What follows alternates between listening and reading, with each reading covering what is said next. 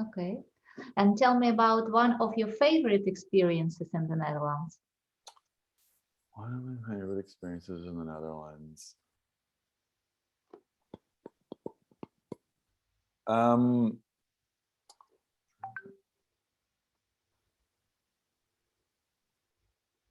I'm gonna say one of my favorite experiences in the Netherlands.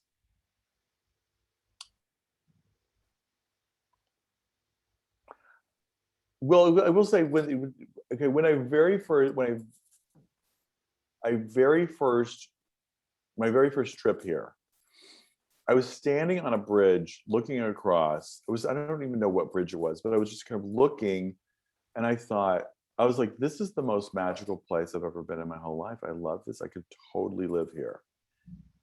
And I do sometimes, I am sometimes riding along a canal or riding someplace, generally in the center. And I just think, I'm like, oh my God, oh my God, I live here.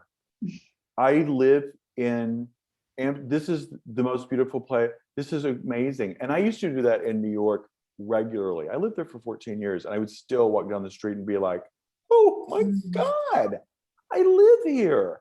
And I still have that experience, and I will probably always have that experience here, that I just think this is so incredible that this guy from Texas, just is like I'm living this life. Like I won. I don't like I go to high school reunions still. I go to high school reunions, which is a very American thing. And I'm that guy. I'm always that guy. I used to be that guy who moved to New York, and there were 5 or 6 of us. And now I'm that guy whom I did, because I think there's only a hand, 2 or 3 of us who actually moved to a foreign country. I'm the Mm. guy who lives in, but I will always be that. And I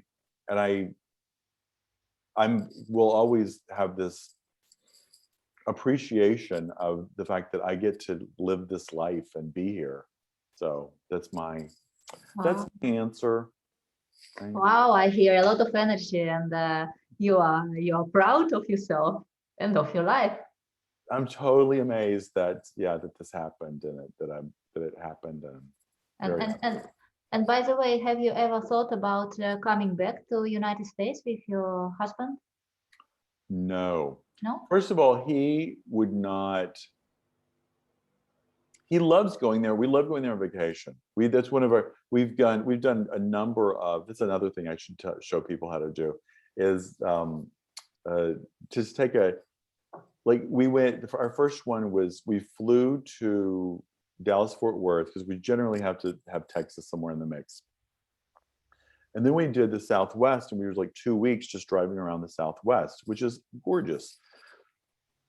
Another time we did New England, another time we did from Washington, D.C. down to North Carolina, but just driving around, we love that. But as for living there, I don't think he would do well there. I don't think he would like it as a sort of wake up and be here every day kind of thing.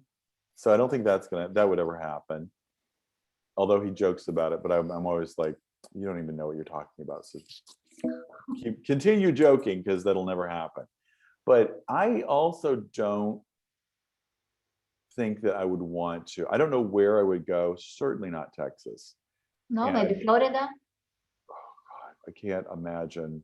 No? I know. I did. Florida is great. Like Naples Naples, yes, I have been in Naples, so it's great. that's Great a to live great. there. That's in the middle of winter here, to go to Naples and Mm. be at a hotel on the beach, like you are right now, is it would be, that's just because that's like what it's like. You're just there, and you wake up every day and go get an iced coffee, and like, oh my God, it's December. Mm. But as far as living there, first of all, no, Florida. I mean, Florida in the summer would just be like, it's Hot. so hot. It's Yeah. way too hot. But even, I don't know, anywhere in this, I don't know. I feel like I'm in Amsterdam's such a gateway to the rest of the world, that I feel like I'm here at the gate, and I don't know. So do I think I would ever move back there? No, I also just, I don't know that I want to make another move like that. These so you clearly know what a gigantic move it is to move from one country to another one. Like Texas to New York was huge. I was 24, but it was a huge culture shock. And I've heard reverse culture shock, Americans who move from Amsterdam, from the Netherlands back, or Europe back to the States, that it's a crazy, horrible culture shock that just takes a lot of time to get over. And I don't know that I want to do that. And But also, your husband is thinking about it. You said maybe. he jokes about it. He jokes about that. He moved to Spain for 1 year a gazillion years ago, and that's his living abroad experience, and he didn't like it. He likes being here. He likes knowing the language. He likes owning property, knowing his way around, bicycle. There's zero chance that he would. I mean, he could surprise me, but I'd be really surprised if we seriously tried, like, moved there. If it were a 2-year gig, we're going to go live in Minneapolis for 2 years. Yeah, sure. But to like move there and think this is where I'll die. No, he's not going to do that. And how about New York? New York, I think if it were, sometimes I think, have you ever been to New York? Yes, I love New York. I went there with Christmas to the Macy's to do some shopping. Oh, it's like New York at Christmas time. Amazing. New York, to live in New York is wonderful, because it really is America, but not America. Like a lot of big cities like that. But it's just, I do feel like I'm priced out of New York. That the amount of space that we would have to deal with being there, and I would not enjoy it. Would I enjoy seeing friends again? Yeah. Oh yeah. Would I enjoy having the mix of friends there, mix of friends again? Yeah. Because the mix of friends I have here is completely different than the mix of friends I had there. But would I enjoy that? 100%. Do I think it's possible or likely? No. But if it were possible, like that is a real possibility, and you can't afford it, I'd be like, sure, why not? I love New York. Then I'd have to give up Amsterdam, though. It's kind of like, I don't know. I moved here thinking, I'm moving here, I'm done. I'm moving here, and this is a move. This is not let me go check it out for a year or two. This is like, I'm moving here. So it's kind of like looking back at an old relationship and thinking, would you go back to that? Even though you left on good terms, you were on good terms, but I wanted, I don't know. And then I have to give up this relationship, and I don't think I would want to do that. So, wow, there's your answer. Good comparison. Yeah, very nice. Could you describe the best Dutch partner or Dutch friend you have dealt with? Describe what? The best Dutch partner? Yeah, the best Dutch partner or Dutch friend. What are the qualities of the people you are attracted to? I would say the best Dutch partner. Yeah, maybe it's your friend, maybe it's your husband. I don't know, but maybe not a friend. I would say the best Dutch partner, open to other cultures. I have known people who have probably the best Dutch partner. My husband's pretty great, but he open to different cultures, like open to these different experiences. Loves to travel. That's a huge one, because he loves to travel. Multilingual, curious, curious about stuff. Likes lots of different foods. Open to different cultures, meaning like different foods appeal to him. He's not one of those, meat, vegetable, potato kind of person. There's tons of, I could feed him lots and lots and lots of stuff, which I do. And curious, well-read, intelligent, dresses well, because like he's not overly concerned with his looks because he just turned 60, so he is age, we're both aging, but he's still conscious of it. It's not like, oh, I'm 60 or I turned 50, I will now shave once every 2 weeks and never iron another shirt, and just, let myself go. He's conscious enough of his he's trying his best to keep up appearances. We both are. So, and I think that's something. But certainly curious, friendly, and outgoing. He's not the most friendly and outgoing person, but I think the best Dutch partner, as you described, would be friendly and outgoing. I think most people are. And maybe you have somebody from your work, like colleague, or and these qualities you like. Let's see. I would say I have this friend. Again, I'm going to say Toastmasters again. He's a Toastmaster. He's young. He's probably 30, but he is curious. He just during this pandemic, he went and lived in Italy for 3 months. Then he went to Estonia for 3 months, just because he could work. He was working on the computer, doing all. So he could just go live anywhere for a couple of months. He's curious. He's multilingual. He's just curious and friendly and outgoing, and I think that is he would be to someone a great partner, just because he's super. He's no longer a Toastmaster, which is probably says something. No, he just had to. It was time for him to move on, but he's just super nice, and so. Yeah. Oh, nice. Is it, by the way, is it Dirk or from Iceland, or what's the name of the guy? Who, this guy? No, his name is Peter Zelstra. Ah, no. Okay. Yeah, Oh, Peter. because I thought maybe he's from Estland. Oh no, but his. I will say his. I think he's from. From Iceland. You said this is Iceland? Ah, Iceland. No, but this guy. No, this guy. He's Dutch, and he's from Friesland. Is where he's from. Okay. He's from that apparently, but he's super nice and great guy, super friendly. Yeah. So it's nice. And do you have a lot of friends here actually, or just one or two, and who are they? I will tell you, I know a lot of people. Do I have a lot of friends? I would say I have, because friend, you probably know this, but friend in America is different than friend here.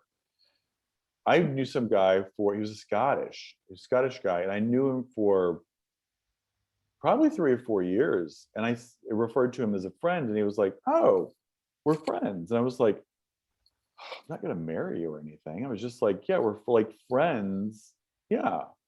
How could we not be friends?" We were like, I've sat next to you in choir for 3 or 4 years. We've gone out and had coffee. You've had dinner at my house. Like, what do you want? But then he left. Do I have friends here? I would say I have a number of friends, and Toastmasters is one of those places where it gets a little squishy in terms of that. And there's a lot of people I deal with on a regular basis who I really like. And there are these two friends one of whom's American, one's British, and so we see friendship as different. But we have coffee. We've had coffee every 6 to 8 weeks for the last 15 years. So I would say I have a fair number of friends. My husband has 2, maybe 3. He's very Dutch that way. He's got these 2 friends, and that's about it that he would go out with. And now I'm thinking, you're saying friends, I'm thinking my friend Tara, again, American. Have I seen her in 6 months? No. Would I love to see her? Yes.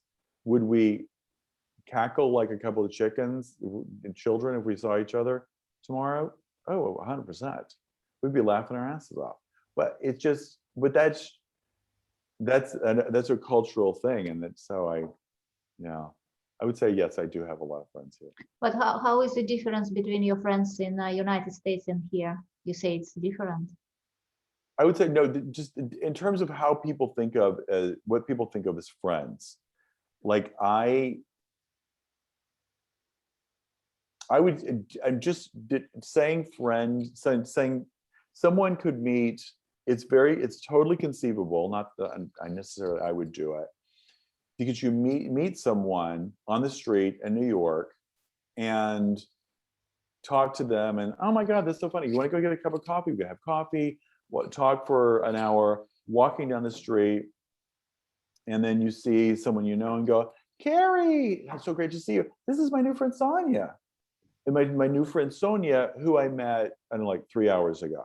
Okay. And that's just a very American thing to do. And you know, sort of, it says, I think it speaks of like the promise of, I want to get to know you. Whereas here, that's an acquaintance.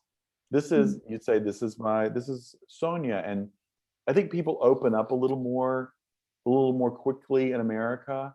Americans, I will say, open up a little more quickly in general. Because my friend Tara, I met her and God, we were talking like old chums very quickly. And then we have brunch or coffee or whatever, and we just talk. And so, Right. yeah, it's just, I feel like Americans are just a little more open like that than Dutch folks, who could know someone for 10 years and still call them an acquaintance, and go through all sorts of experience and still call them an acquaintance. So. Yeah, that's not so easy to go inside of the Dutch group or Dutch culture, because they all have friends from school and know each other like maybe all life. Yeah. Since they were children. Yeah. Yeah, and then you show up and they're like, oh. Yeah, who are you? You are new, so we Yeah. don't know you. We have to know you maybe 10 or 15 years before you will be at the same status as our friends. Right, and which is one of those things. Like when I first moved here, I thought, oh, I get it that you're all expecting me to be gone in a couple of years, and so why are you gonna? But it was just this. Yeah, that's one thing that I really, that bothers me about the Netherlands, is that the lack of the fact that when someone here's another thing that the Dutch do, and I think it speaks to that. When you're a new colleague, oh, it's our new colleague, Sasha's starting today. So Sasha needs to go around, and say hi, my name's Sasha, my name's Sasha, my name's Sasha. And so the onus is on her to go up and basically say, I'm not a harm, I'm not here to hurt you, I'm friendly, I'm good, hi. Whereas in America, the onus is on the group to welcome the new person in. Here's Sasha, make her welcome. Oh, hi, Sasha, how you doing? Good, where you from? Blah, blah, blah. But making her feel welcome, as opposed to she has to go in there and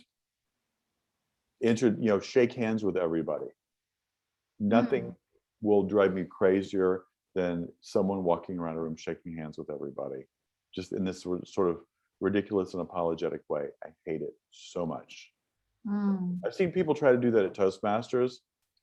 I'm like, oh, don't do that. This is not the Netherlands. This is a little this is Toastmasters. This is not the Netherlands. So it's a different universe. You don't have to shake hands with everybody. Just shake hands with a couple of people, walk in, take a seat. When people walk up to you, you can shake hands, but you don't need to look at the room and go, 45, there's never 45 people at a meeting, but there's 25 people I need to shake hands with. You don't need to do that. And what do you do in this situation? Do you shake hands, or do you say, now you have to go, or you do not need to do this, or you say something? It depends. I could, if I see it coming, I could just kind of try to go the other way. If someone, if I've got anything in my hands, I could just, because also I've had people, I'm like this, and they're trying to I'm like, what are you doing? I'm like, hi, how are you? I'm not, and then here's this hand in my face, and I don't like the angle that people shake hands. The people like shake hands like this, and I feel like it's a much more comfortable, a low shake is a much more comfortable. I know, get me started. So what do I do? I would possibly shake hands, but I don't want to encourage that. I don't want to encourage people. So I will, look at their hand and walk away. I could do all sorts of things depending on my mood. I could be I'm a very friendly guy. I'm a friendly guy at Toastmasters. I'm a big, I don't know if you've noticed from coming to meetings, but I've been there for a while. So Yeah, I noticed you. Yes. I've been there for a while. I'm division director. I'm a DTM. There's a lot of things. So I do realize that I can't just be a total biatch to everybody. I'm very friendly. I always, if I see someone sitting there, I'll make a beeline to them and shake their hand and, hey, welcome. It's good to see you here. What brought you here? Same basic 3 questions. Have a seat. If you have any questions, there'll be some people after the meeting. It's such a great experience. I hope that when this is all over, if you haven't, I don't know if you're planning on joining, but you go to an actual meeting, it's such a different experience because such wonderful, nice people, great atmosphere. We're here to have fun. It's going to be a whole evening of speeches and all sorts of stuff. And so I don't want to spoil that by being terrible to somebody, but I don't want somebody to walk in the room and just try to shake everybody's hands. But now you do not need to shake the hands anymore because of Corona. So it's your time. If ever again, it's my time. That's right. It's my time. Yeah, if ever again. So I hope that comes back. I'm a handshaker. I like a handshake. There's people I like to handshake. I like to hug. I just like there's that interaction. Yeah, I understand. I mean, because I have spoken to people who just like, I hope handshaking goes away. Mm-hmm. Yeah. And how many years are you a member of the Toastmasters? I have been a member now for, I believe it's, wait, 2004. Yeah, I just hit 9 years. Wow. And you are not tired or fed up of this after 9 years? Here's the thing: here, I'll tell you what keeps me not tired. The membership of the club is constantly changing. Oh, okay. So the people that were there were members when I joined. Of the people who were members when I joined, probably, I'm gonna guess there's probably 5 or 6 people who have been members longer than I have, and it's a club of almost 50 members. And that other, like Peter Zelstra just left, and so I just went up a notch in terms of longevity. But that changes constantly. The president, we're about to have elections. When the president and the new administration comes in, the new executive committee, that will change. That changes a little bit. That changes the tone. Whether or not I'm on the executive committee, and then by executive committee, it's what a lot of people refer to as the board, but I don't, because it's not a board, it's an executive committee. But just so you know who I'm talking about, the governing body. Sometimes I've been in that governing body 3 times, and it's that changes things. Like, what am I doing? What role am I playing in that whole thing? I've been an area director once. I've been division director twice, and so I've been that changes things because I see the club differently as division director than the average Joe does, just being a member. And right. So I have different involvement. I also have a really good ability to just I'm tired of something and I can step back for a little bit. Like this will be my second year as division director. I might be something in the district team, but it's a tiny role. And therefore the club, I will not have a specific role, and I can just work on my own stuff, socialize, be on smaller, temporary, shorter committees, work on special projects. And there's lots of stuff that I do in Toastmasters that I don't get a chance to do in regular life. And like, I'm division director. I'm a very high level, powerful person in Toastmasters, whereas at school, I'm the English department. I'm the English guy. I'm just a person. Mm-hmm. So I get a chance to do things, and I had to organize contests and trainings and all sorts of stuff the last 2 years. And those are interesting. I'm doing that again for the district conference, which is coming up in May. I don't know if you want to go to that, but there'll be a lot of speeches. It's be interesting just to pop in. It's totally free. Yeah, sounds good. Send me the link. I will do that because you can register totally for free. Don't have to be a member of any club, and you can go to whatever speeches you want to. You go to workshops if you want to go to that. So it'll be a lot of fun. But I'm organizing that as well. And then I will step at the end when that's over at the end of this year. I'm going to step back and just work on my own stuff and support the next president, who is, I think it's Jag is gonna, I'm pretty sure he's the only person running, and he'll win because Jag, Indian guy, British Indian guy, everybody loves Jag. I think he's gonna be the next president, which is no secret, and I will support him in whatever he wants me to do. So this is only for 2 years to be the president, or how? 1 year? 1 year? Okay. Which is part of the problem, because having consistency is because you're and after a year doing one of these roles, you go, oh, I get it now, I get it how it's done, and now I'm gone.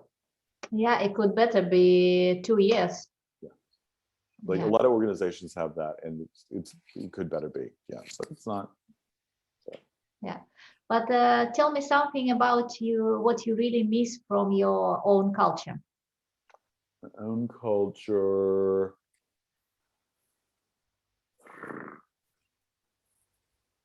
No, now I'm thinking like, what own culture am I talking about? I will say that Toastmasters does give me a lot of the openness, the friendliness, that immediateness that I like. I don't know about American culture that I miss. I feel like there's opportunities to buy things and to see things. Like there's all sorts of cable channels that I probably could get here, but they're not. I could get them here, but it would be it's one of those things that you have to get a VPN number or something, and there's things that you could purchase or sell even that would, but the shipping is really cost prohibitive. Things like that bother me. People I miss. There are people who I would love to see. I'd love to, like, and I lived in New York, and some people were just like they were like a 3-hour train ride away, or a 4-hour flight or something. And now here it just makes everything way much more complex and expensive. But in terms of like the culture, I'm not going to say food, because I think the food here I do most of the cooking in the house. So if I want a certain kind of food, there's availability of certain products that you don't have here. There's certain products that you really have to look for. It's more and more available, but there's like yeast. You can get instant yeast here, but you can't get not instant yeast unless you know where to find it. But in terms of things, just products, I think this product selection is much less here. Yeah, but and people. There's people. That's what I miss most from New York. Yeah. It's not walking down a busy street. It's not living in a tiny apartment. It's just people who I would love to just hang out with and have coffee and laugh like children again. But Yeah. Yeah. yeah. Right. And could you describe a time when you applied for a job and how did it go? I'm going to tell you. Well, I'll tell you my very first job that I applied. Okay, so I was looking for a job. I had gotten my Verblijfsvergunning, so I can legally work here, and I kept applying to. I'm going to name their name, Untouchables. Hey, here's this job. I'm perfect for it. I'm sorry you don't fit the qualifications for whatever. I said, what are the qualifications that I'm missing? Well, we can't tell you that. It's like, you can't tell you that. You just need to guess. It's like, I'm thinking of a number between 1 and infinity. Guess. Like I don't know what job. I said, listen, I am a 40-year-old guy with I was a therapist. I've got an MBA. I've done a ton of other jobs. What are you looking for? I guarantee I've done it. She's like, you can't tell you. So I wrote to this, and that was terribly frustrating. So I wrote to this other company and I said, listen, it was another Außenbüro where I to get a job. This is my first. I said, listen, here's my profile. This is how old I am. This is what I've done, blah, blah, blah, blah. And I said, here's the thing. When I leave a company, people cry. People love working with me.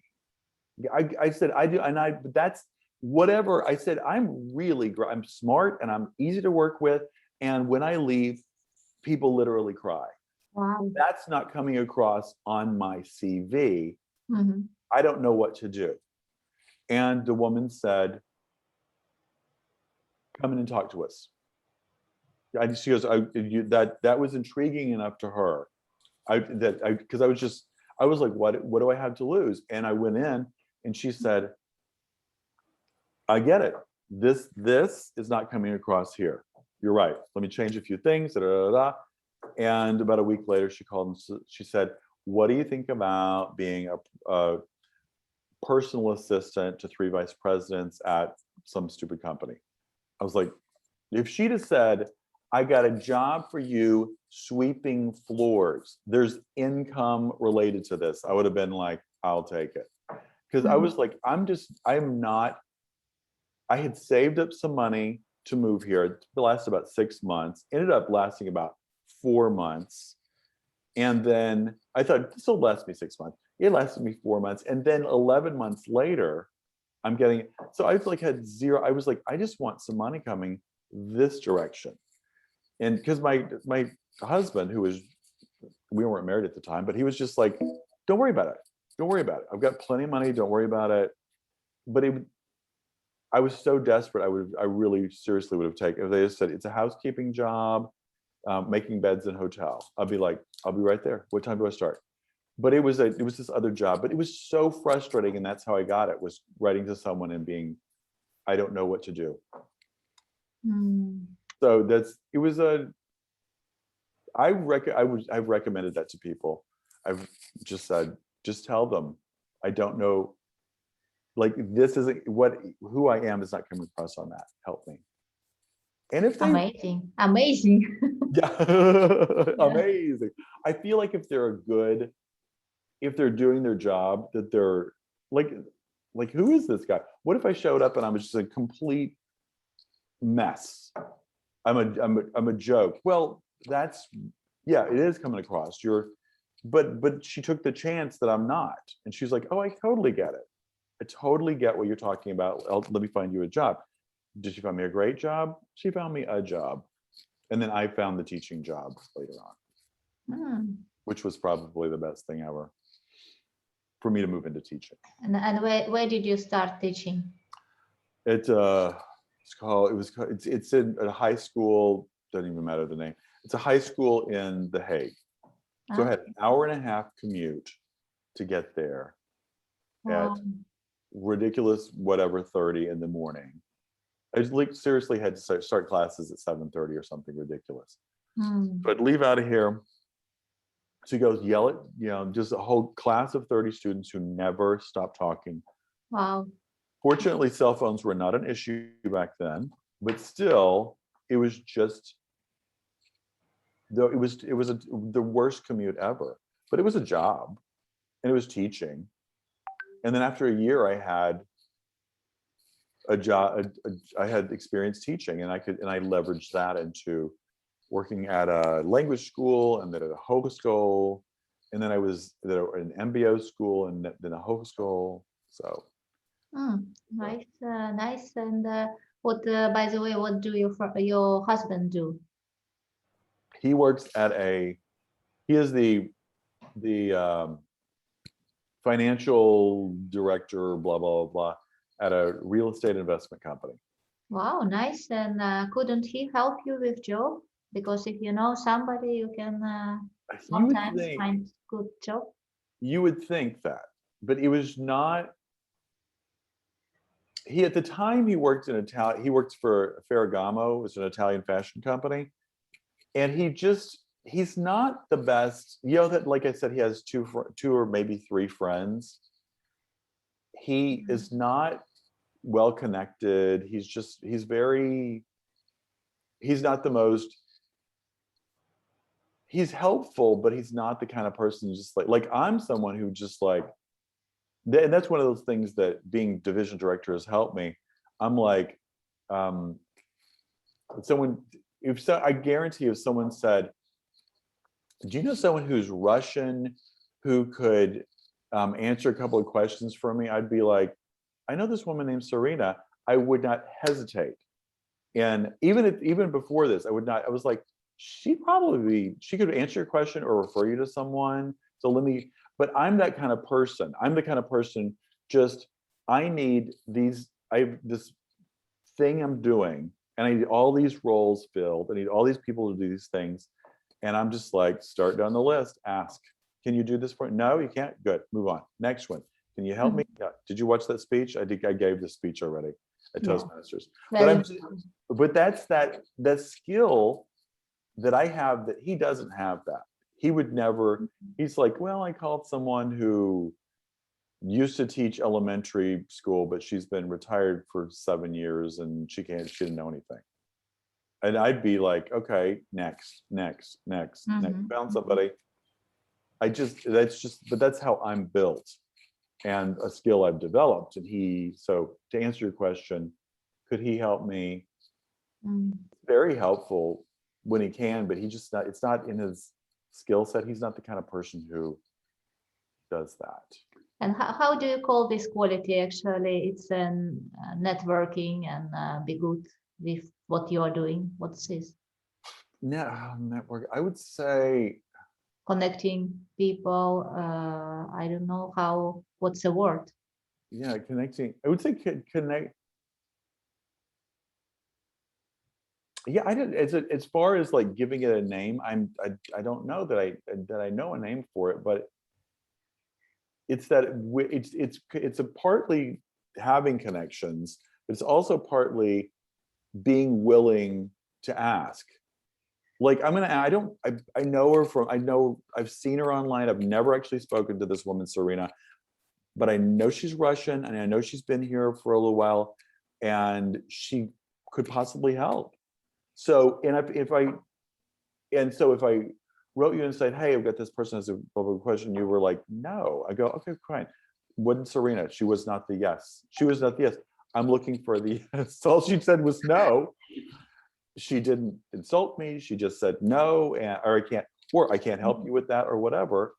But I'm not afraid of that possibility. And whatever that is, but I don't know what that's called. Yeah, just very adventurous and open to possibilities. Maybe not afraid to asking. It's a lot of stuff. And I want to help. I think here's this person who really wants to help, really needs help. And I think I know someone who could possibly help you in whatever that is. Ah, maybe helper. You are the helper. I Like, do like helping people. That's yes, clearly for my job, the jobs I've had, I it's a um, it's something I like to do. yeah, Which nice, is nice. probably my Yeah, parents. yeah, Anyway, very nice quality. And another question is, do you ever feel judged? do I feel judged? Possibly, but do you know who RuPaul is? RuPaul's Drag Race. Anyway, RuPaul, very famous. She's like the world's most famous drag queen or whatever. She's in America. She's got a RuPaul's Drag Race, but she says, um, one of her famous quotes is, "Your opinion of me is none of my business." And I think that's just something that idea, like, do people judge me? Oh, I'm sure they do. I'm sure people look at me and just think, what is going on with him? And I'm like, think that. But I can't let that stop me because I've got this to deal with. I've got my life to live. I can't. So do I feel judged? Probably. And but I don't I pay as little attention to that as I can.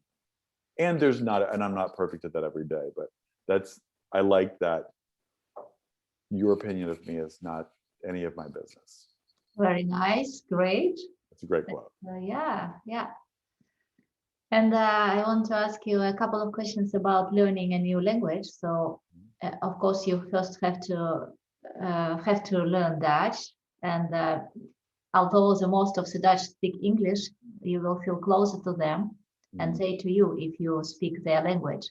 Right. So, why is it so important to learn a new language quickly? What do you think? Important to learn a new language quickly because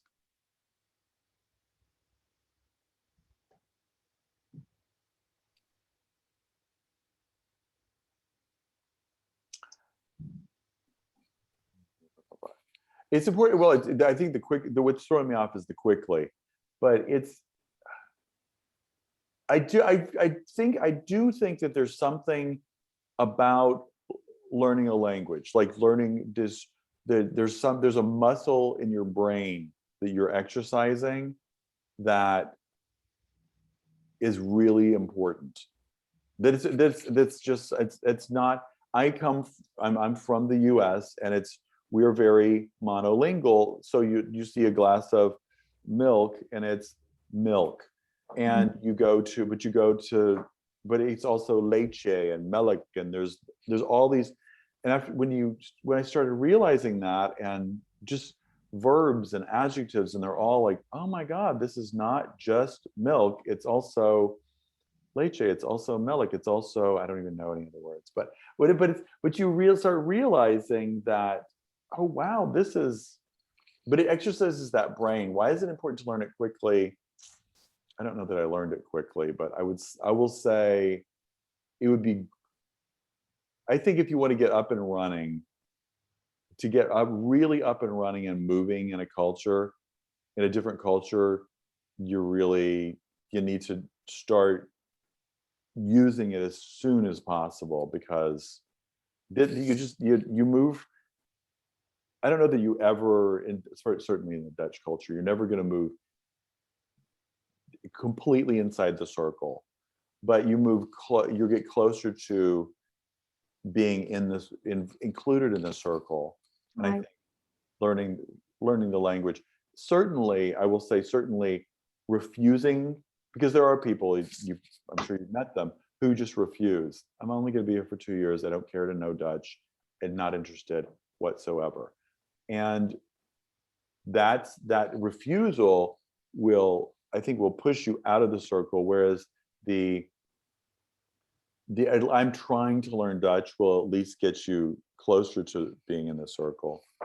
Also, it's just practical, because there's certain words you need to learn to go shopping for groceries, or to look at a menu, or to know what street signs say, or so to to know how things work, to ask questions, to Mm. understand any part of what someone's just, people just look at the AU in Dutch and you like, oh, I've at least got a part of that and I can at least answer you back in English. That's helpful just for your own sanity.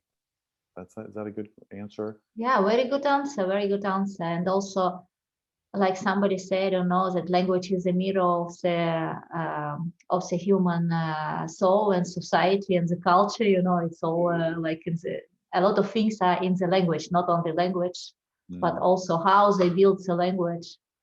You can see so the society is built also. Right. So, and another question would be, what are the three things which are the most important to you in how to learn the language? Most important things in how to learn the language. I'm going to say, I have two of them. I'll start. The third one will just happen. Okay, number one is grammar. I feel like understanding the basic grammar structure to me is, to me it's just important. I like grammar. I started learning to love grammar when I started learning Dutch, because I was realizing, oh, that's really different. And so learning the grammar, getting a feel for the sound of it, because you hear people talking and think that there's something about that just sounds funky, and then you realize, oh, they're speaking, that's not Dutch, that's Flemish, or they're from the south of the country, or they're Russian. There's what sounds funky about that? Oh, they have a really thick Russian accent, but really good grammar, but at least you can tell something about it. So getting a sound of it, getting a feel for that, just lets you know something about the language and the people. So I'm just say the grammar, the rhythm, and then just the other piece is that's why the whole Samenspraak thing for me really was the key to everything. Just having someone who will just sit and talk to you in baby Dutch for some length of time. And I wasn't even speaking baby Dutch at the time. When I went in for my Samenspraak appointment, the guy said, so you want to be someone's Samenspraak partner? And I said, no, I'm looking for, and this is all in Dutch. I said, no, I'm looking for a partner. And he's like, oh, okay, we can do that. But just having someone who just sit and chat, because there's so many people who just will like, oh, this is so much work, I can't do that. But her entire function, her entire reason for us being together was for her to speak Dutch to me. And I mean, it's her native language. And she was very interesting. But it was her native language, and so she just spoke. So speak grammar, getting the rhythm, getting some understanding of the rhythm of the language. And also just because then, even if you don't have perfect grammar, if you get the rhythm of it, and you realize, oh, da da da da da da, okay, then you get some understanding of how the sentence goes together. And just like, I just said that, and that just doesn't sound right because the rhythm's off. Because I should have said da da da dot da da da da verb. Yeah. So you get some understanding. So that's fine. Those are my three answers. Okay, nice.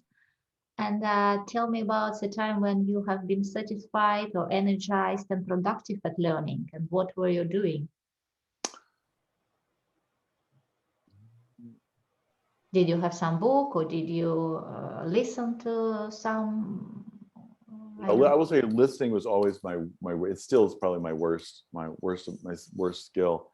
When I was really super productive, when my husband and I went on a Greek we went to Rhodos for a week, which was an amazing vacation.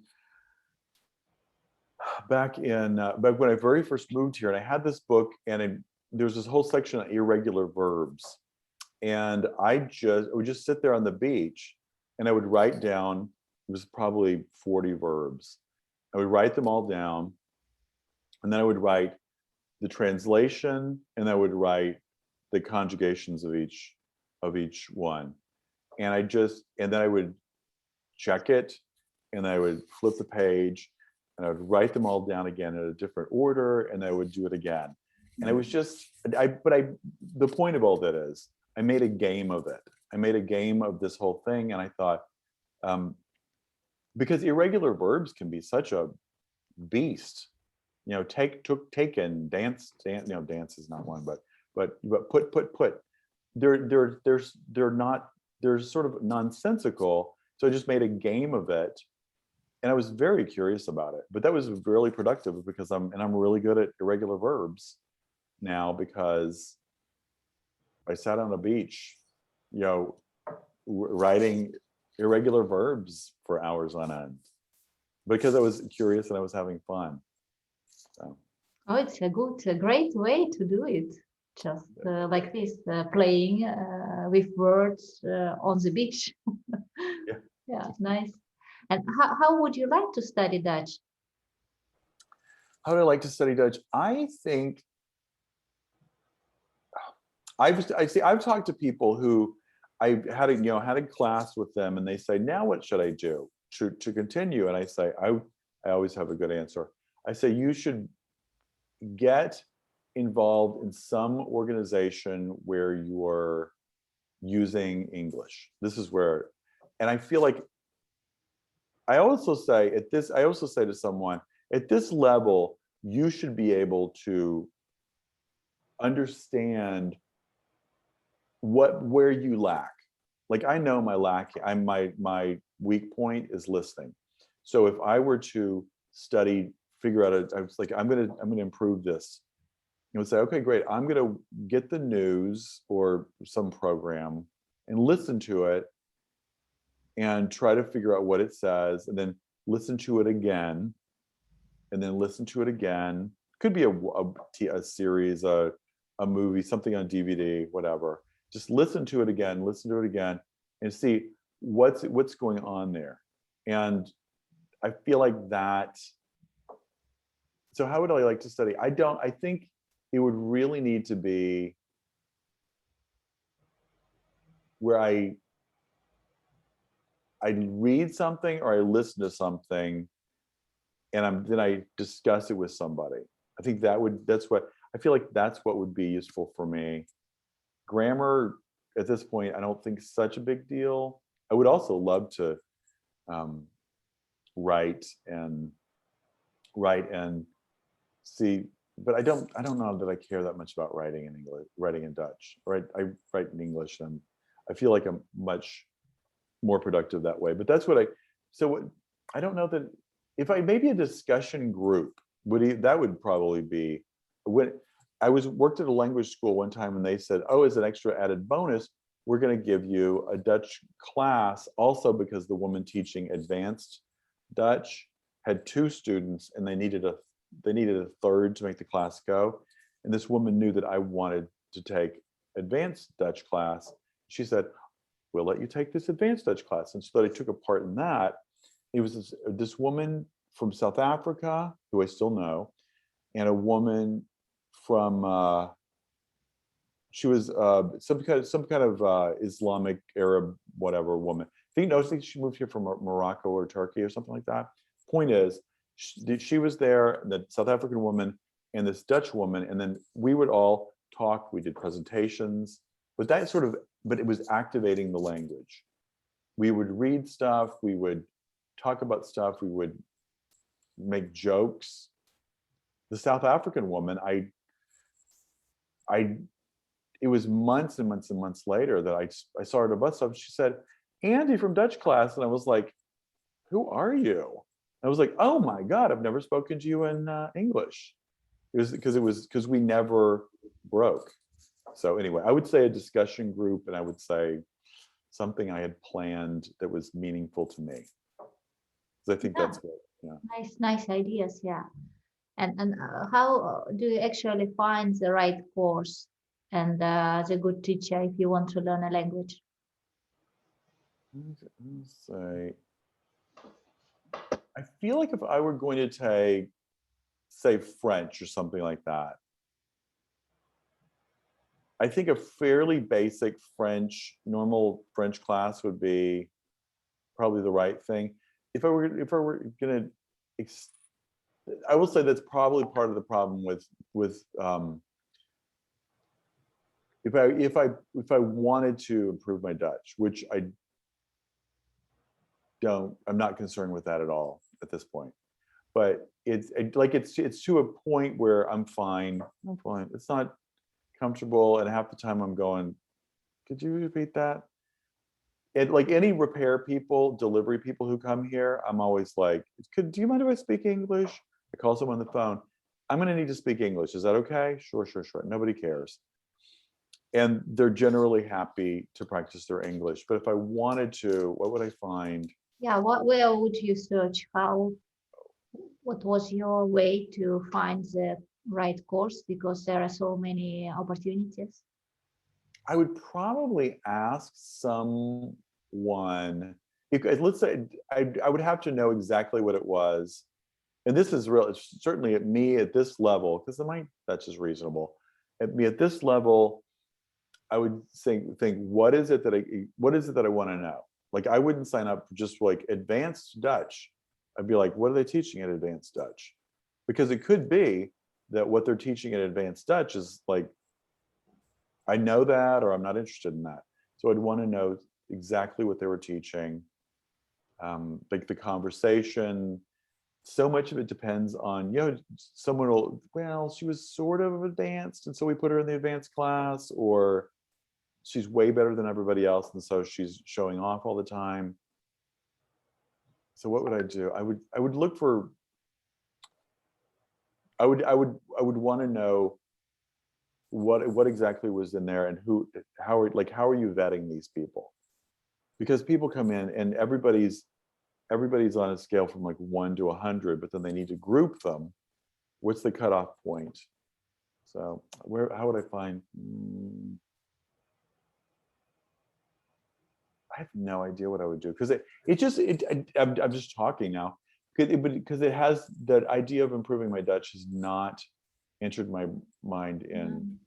But I might even start by just joining a Dutch Toastmasters group and just thinking, could I do this? Could I fit in there? Because I know what they're talking about. I know how the meetings go. I know what the basic idea. I'd really put my thinking cap on when I walked in the room. Right, for you it would be a good, I think, good opportunity. And for people who just starting to learn Dutch, what would you advise? I would advise like basic grammar. Some place where you're going to learn basic grammar. You're going to learn useful phrases that you can put to work right away. Sort of that very first, would you like a cup of coffee? Yeah, graag. And what do you want in the coffee? Suiker of melk. Oh, alleen melk or whatever. But those kind of things, because then you said you said, but you're learning actual things you can actually say. I wish that when I started learning Dutch, that someone had said, when you go to the store and you're doing fine, and they're going to ask you if you want a bag, and you say Tasha. This is back when they gave free bags, and I was, because someone would say, they wouldn't hold up the bag and go Tasha. They would just like blah, blah, blah.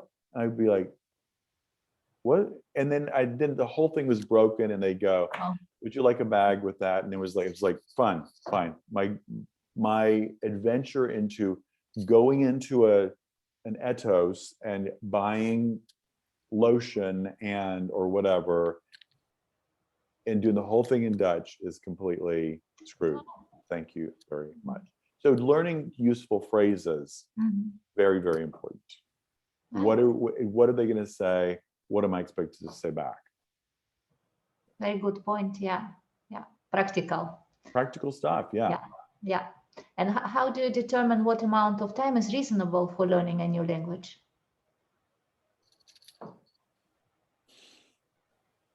I think there's people who just like, I'm going to learn French, and I'm spending a little bit every week, a couple hours every week, and then suddenly they're off to the races because they're just used to learning it.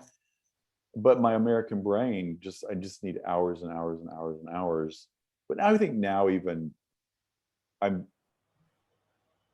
what time is it? How do you you have to determine what's reasonable with a reasonable amount of time is. So just say, like, am I making progress? Okay, I'm spending half hour, 45 minutes a day on this. I'm making no progress. What if I up it a little bit? But also for me, gamification of it. If it just becomes a game, then I want to do it. There's an app, Memrise, and I was doing that for a while, and during the beginning of the whole pandemic thing, when everything was just stopped, I was learning Spanish and French, and I was just having fun because it was like a game. It was like, oh, you got 80%, and I would think, oh, I should be getting more than that. So that it became a game to me. You like games? Yeah, I think I do like games, and the whole gamification of things helps me a lot. But now, how do you feel about learning a new language online via Zoom or Skype or Teams? Wait, is it? Yeah, you can. For example, you want to study Spanish now or another language. If it's online, are you okay with this, or you're waiting until it will be live? Oh, you mean like, but it's real people? You're talking like real people? Real people, yeah. Like we are doing it at Toastmasters now online. Okay, like that. I feel like if it was not that many people, if it was a reasonable number of people, and like 5, 6, 7, maybe 8. If it was a reasonable number of people, I'd be okay with it. And if I really felt like it was like I wanted to do this and I was really interested in doing this. Like clearly at some point I was just like, because this was just an app I was using, the Spanish and French.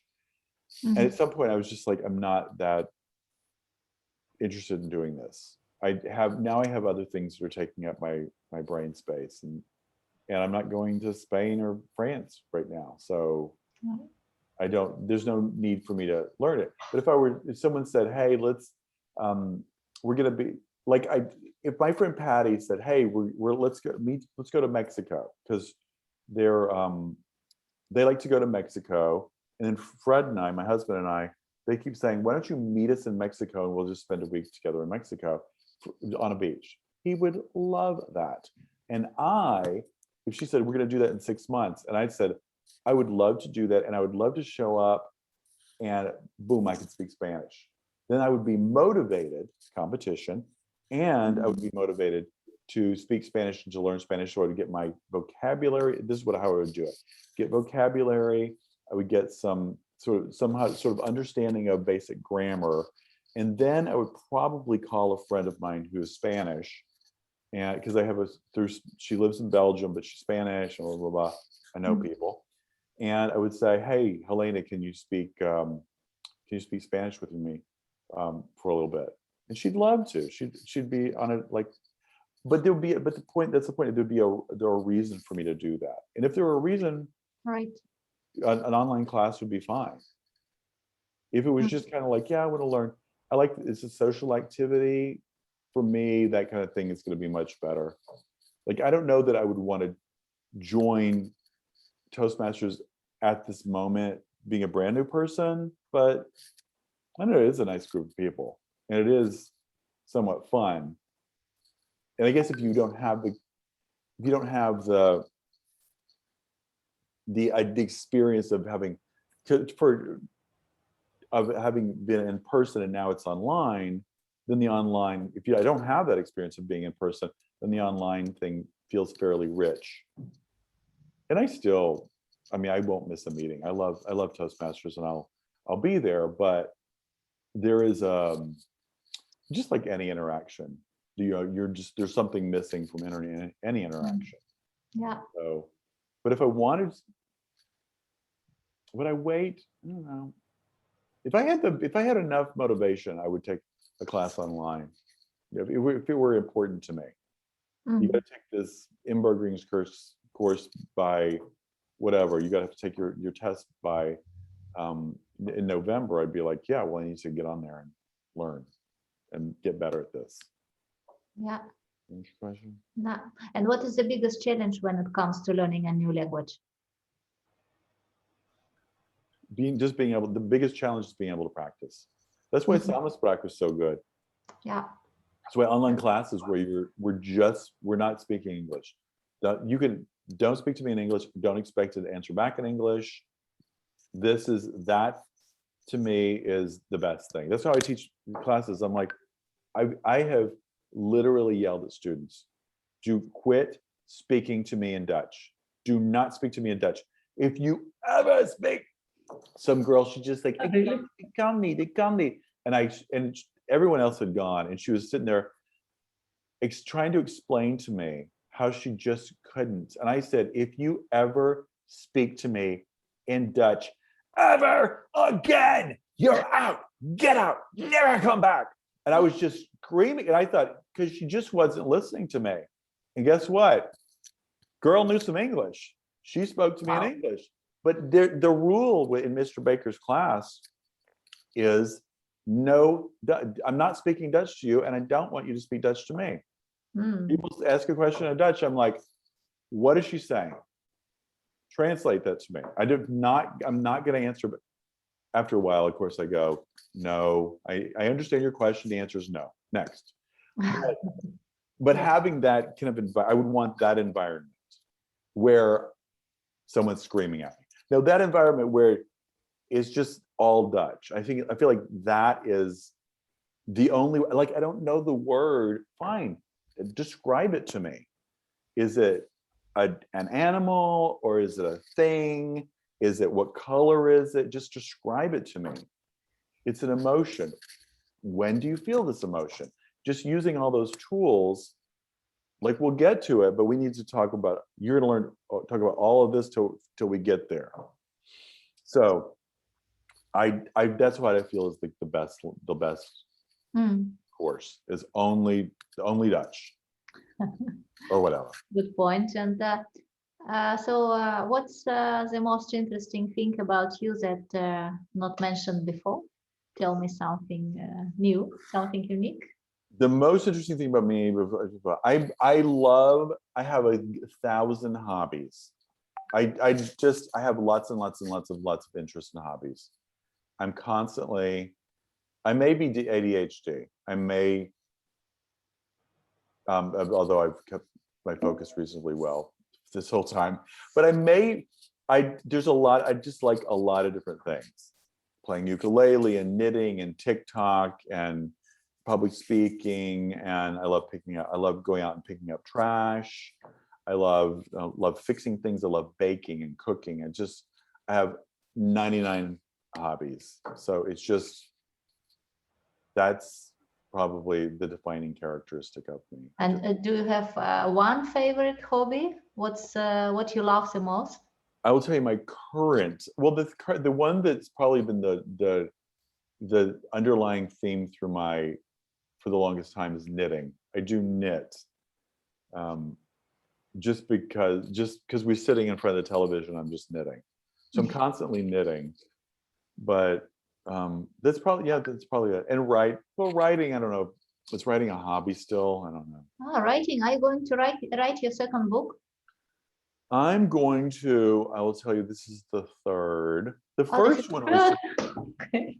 I know. The first one was it was a journal, and I kept my first journal when I was writing, and when I was traveling around Europe, because we were here for 4.5 weeks. I was here with a friend, and I kept this journal, and then I transcribed that into a book because it was such an amazing adventure, and it had a natural beginning, middle, and end, and it was just this. For the first time, I was like in Germany and in Denmark and France, and things were happening and culture clash, and I was missing people and trying new foods and having fights with the guy I was traveling with. And so that became a book. And then I wrote a book. NaNoWriMo years ago, I wrote a book on the different relationships I had when I was in Texas. I just thought I want to write, it was NaNoWriMo. I just thought I'm going to write everything I can possibly remember, good, bad, or ugly, about this relationship. And then I move on to the next one, and then move on to the next one, and then move on to the next one. And I got 50,000 words out of it.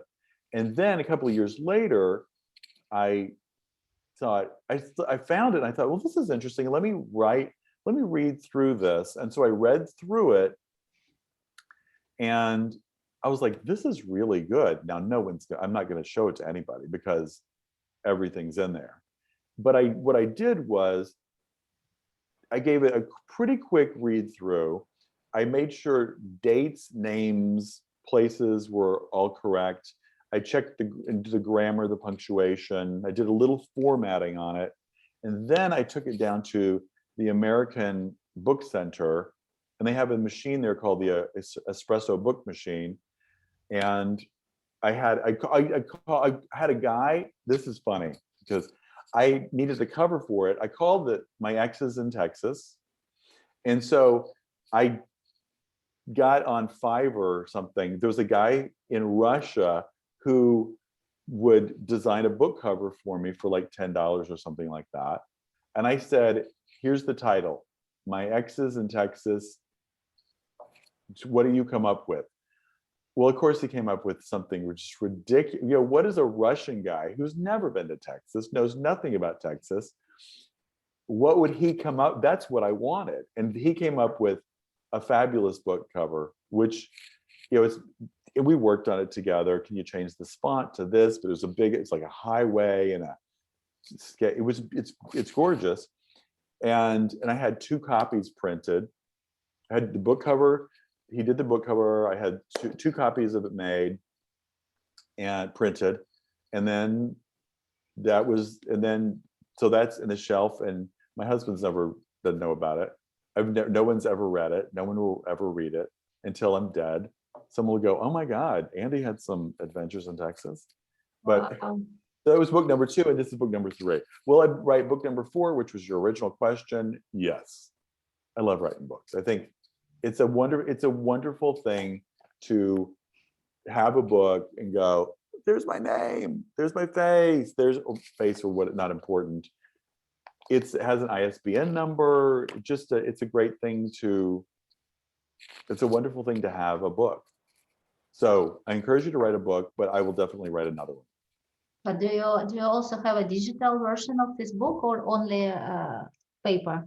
Oh, no, there's definitely a digital version. You have it's a digital one of those things that they offer. If you want, I'll send you a copy. You're in Amsterdam, right? Yes, I would like to. Yeah, like send me your address, and I'll send you a copy. Okay, nice. My pleasure. Great. And this guy, Russian guy, where did you find him? Fiverr. Okay. Fiverr.com. Yeah. I just was like, here's what I'm gonna spend I think it was $10. I'm gonna spend $10 on this. And he was very easy to work with.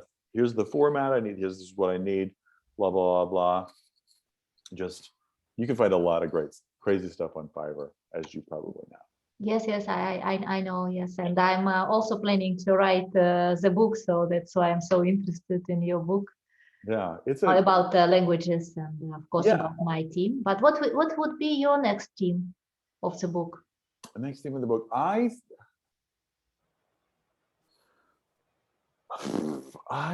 it would be something about, I'll tell you, the last one I worked on this last November was on, oh my God, it was a book about writing. Now, do I think the world needs another book on writing? No.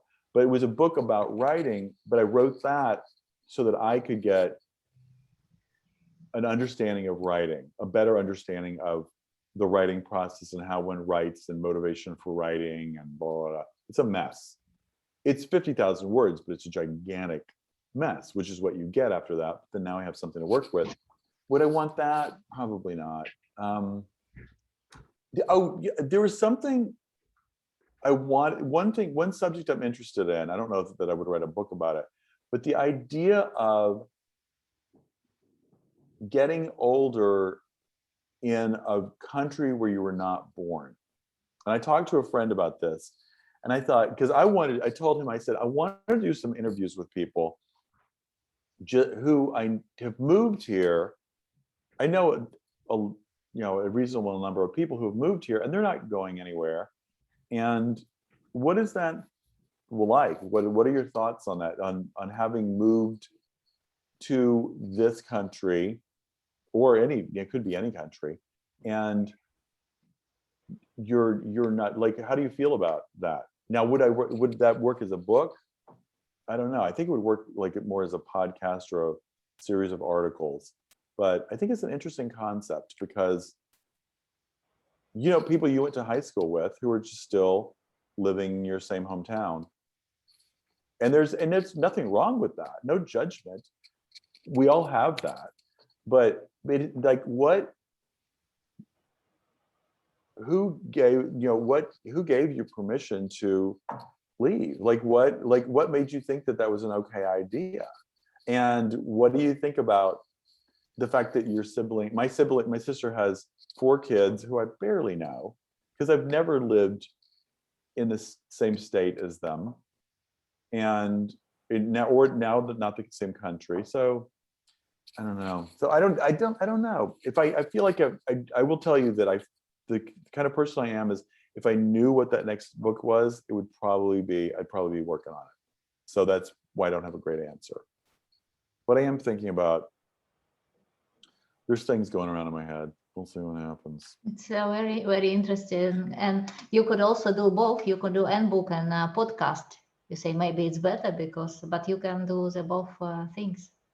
I think doing a podcast to gather information would be a great idea. I'd love to do that. And I think it's interesting, people's stories, because your motivation for moving here, my motivation, and my friend Bill's motivation, and our stories of how we got here, what we're doing, and how we're dealing with culture, and how we're integrating or not, are all different. We all have different coping strategies. And I think that information could help someone else to make the decision, because they could go, I don't want to do that. I don't know that I want to live it. Like my mother died 2 years ago, and it was a whole thing of when do I go back? And I don't want to go visit when she's still alive, because knowing her, she just popped back to life again, and I have to come back in 6 months. So I'm not going to be there when she dies, which is totally fine because she had Alzheimer's. But just that whole thing, just like all those things, they're very, very interesting stuff. Yeah, this is very interesting, very strong stuff. Yeah. Also to write about. So I think a lot of people would be interested in this topic. So we are now at the end of our interview. My question is, if you know somebody struggling with language, I will be happy to help with Dutch language, if you know people. So enjoy your journey, and wishing you much success. Thanks. You too.